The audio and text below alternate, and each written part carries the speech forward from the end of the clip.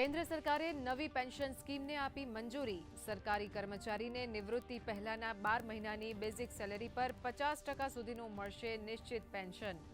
નોકરીના 25 વર્ષ પૂરા થવા જરૂરી। 23 લાખ કર્મચારીઓને થશે લાભ। 1 એપ્રિલ 2025થી થશે લાગુ। વિજ્ઞાન ટેકનોલોજી અને ઇનોવેશન સંબંધિત ઇકોસિસ્ટમ મજબૂત કરવાની દિશામાં મહત્વપૂર્ણ પગલું। શૈક્ષણિક સંસ્થાનોમાં રિસર્ચ અને ઇનોવેશન માટે સુસજ્જ પ્રયોગશાળાઓ કરાશે ઊભી। ધોરણ 11 અને 12ના વિદ્યાર્થીઓ સાયન્સ ક્ષેત્રે રિસર્ચ માટે કરી શકશે ઇન્ટર્નશીપ।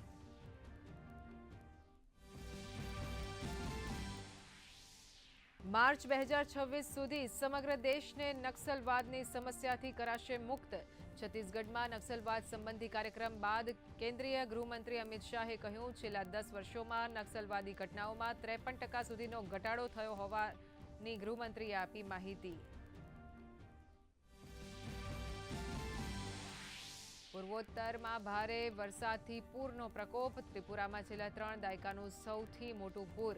1 લાખથી વધુ લોકો ઘરવિહોણા, તો મધ્યપ્રદેશ અને રાજસ્થાનમાં પણ ધોધમાર વરસાદ।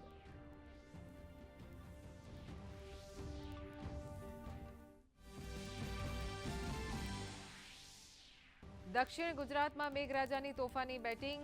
તાપીના વ્યારા, ડોલવણ સહિતના વિસ્તારોમાં કુલ 27 માર્ગ બંધ થતાં નાગરિકોને હાલાકી। વરસાદી ઘટથી પ્રભાવિત ઉત્તર અને મધ્ય ગુજરાત ઉપર મેઘરાજા મહેરબાન। ઊભા પાકને ફાયદો થતાં જગતનો તાત ખુશખુશાલ।